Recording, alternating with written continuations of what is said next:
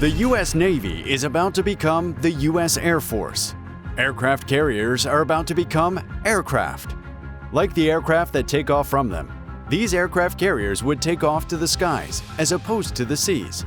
But for the same reason, to project the might of the U.S. Navy in the brightest colors. Uncommon as the concept of a flying aircraft carrier is, it isn't a new project and has actually been around since the time of the World Wars. And now, thanks to the advent of technology, they have received renewed attention, and the U.S. is once again aiming for revolutionary flying carriers. Flying carriers gaining attention at this time could be owed in large part to the complete dominance of American sea-based aircraft carriers today. In fact, 25% of the world's aircraft carriers belong to the U.S., and their total deck space is more than double that of all other nations combined. In addition, the members of the lead USS Ford class of these aircraft carriers are far more lethal than every other aircraft carrier in history, and the following features prove that. Number 3. Nuclear power.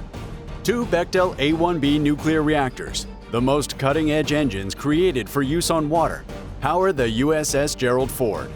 As a result, the carrier would only need to be refueled once over its entire 50-year operational life, as these engines make use of the everlasting nature of nuclear energy. This means USS Ford can run for 25 years at a time without refueling. And with a peak speed of around 30 knots, the supercarrier can access every country on the planet, just in time to pay friendly visits to allies and wreak havoc on enemies. Number 2. New sensors and processing systems. USS Ford features the latest sensors, processors, and weapons needed on an aircraft carrier to maintain that balance of intelligence and lethality. Unlike virtually every other aircraft carrier in the world, the USS Ford features a single system for both horizon and volume search in the form of the AN/SPY-3 multifunction radar for X and S-band active electronically scanned array. It remains the most advanced radar system from the U.S., with enough versatility to handle surveillance, air traffic control, missile communications, and spot targets from miles away. Number 1. American fighter jets and UAVs. Up to 75 fighter jets and unmanned aerial vehicles, or UAVs, can call the USS Ford home at a time, including the Navy's favorite child, the 5th-generation F-35C Lightning II Joint Strike Fighter, whose development program remains the most expensive weapons development program of the Pentagon to date, with a reported cost of $400 billion. The result of such an expensive program is a fighter that really can do it all: close air support, vertical takeoff and landing, and everything in between, cementing it as the modern go-to fighter for the Navy and every other department of the military. That is, until the 6th-generation F/A-XX fighter takes center stage, of course. And for when that happens, the USS Ford is already equipped with the technologies required to host, launch, and recover it. All of these and many more combine to make the U.S. undefeatable on the seas. And so an airborne version of them could make the U.S. undefeatable in the skies, which remains an ultimate goal. And many programs have been created to achieve this goal. Although real flying carrier concepts may not be as dramatic as the fictional helicarrier of Marvel's S.H.I.E.L.D., they're as close as any's gotten in the last 100 years. And going that far back in time means we say hi to the airships. As far back as 1917, experiments were made with aircraft slung under airships, which we'll call microfighters. These hanging aircraft were there primarily to defend the airships. But as those airships went out of style, different flying carrier programs came to be, each unique in its own right. Boeing 747 Airborne Aircraft Carrier. The 1970s came with the U.S. Air Force experimenting with the idea of converting one of its large aircraft into a flying aircraft carrier full of parasite fighters that could be deployed and even recovered in midair. Among the contenders for this role were the Lockheed C-5 Galaxy and the Boeing 747. Boeing would take the lead when they correctly pointed out in their proposal that the 747 offered superior range and endurance when flying with a full payload of an impressive 883,000 pounds. The 747 would therefore be able to carry up to 10 microfighters at a time. Boeing would specially design and build the microfighters to be small enough to be housed within the 747, along with an apparatus that would allow the large plane to carry the fighters a long distance, drop them where they were needed to fight, recover them once again, and refuel them if need be. But some uncertainties would surface, from the fuel range to how well the Boeing microfighters would fare against the advanced threats they were supposed to square off with.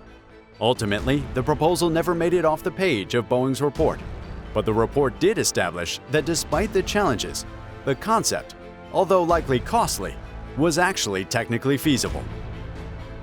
Nuclear-powered Lockheed CL-1201.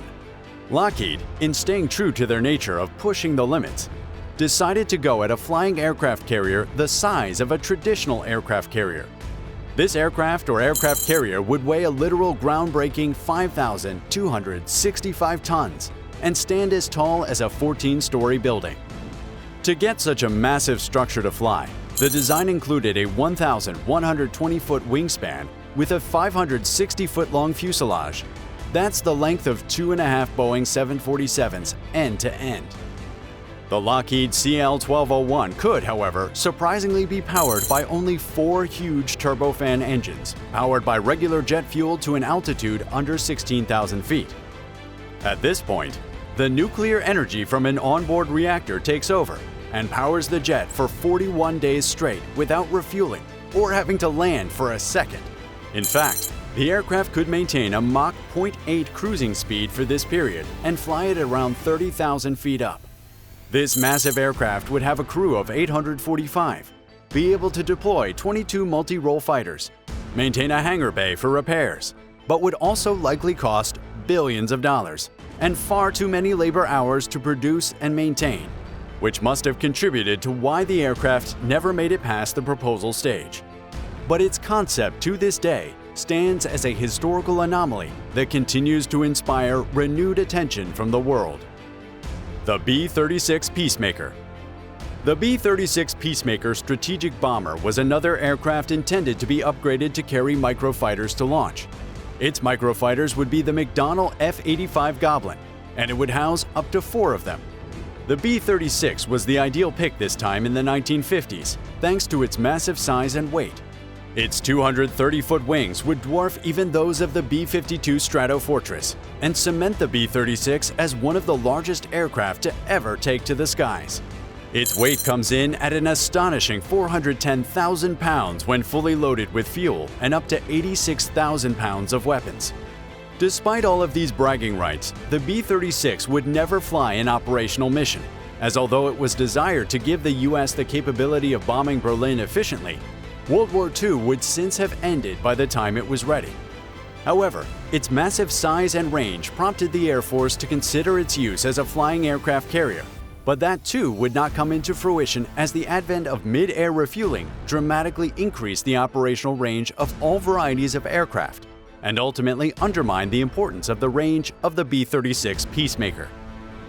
Lockheed C-130 Hercules. Away from the attempts of the 1900s, the U.S. has relatively recently been looking into a new flying carrier program. Since 2015, the United States Defense Advanced Research Projects Agency, or DARPA, has been investigating the prospect of using a modified Lockheed C-130 Hercules cargo aircraft to deploy and support Dynetics X-61 Gremlins unmanned aerial vehicles as microfighters.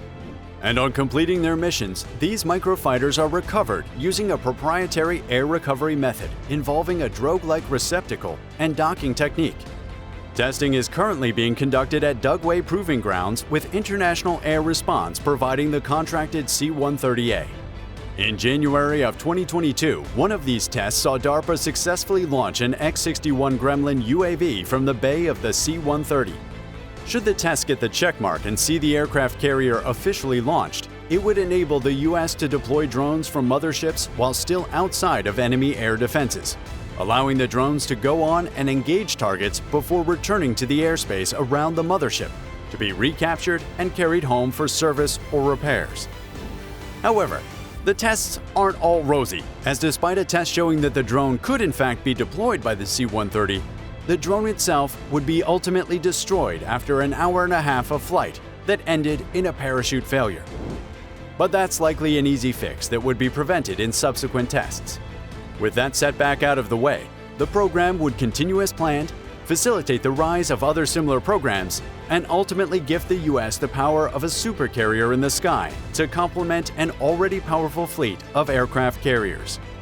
And according to experts, this fleet of aircraft carriers and flying carriers would get even more powerful if you subscribe to this channel and give this video a like.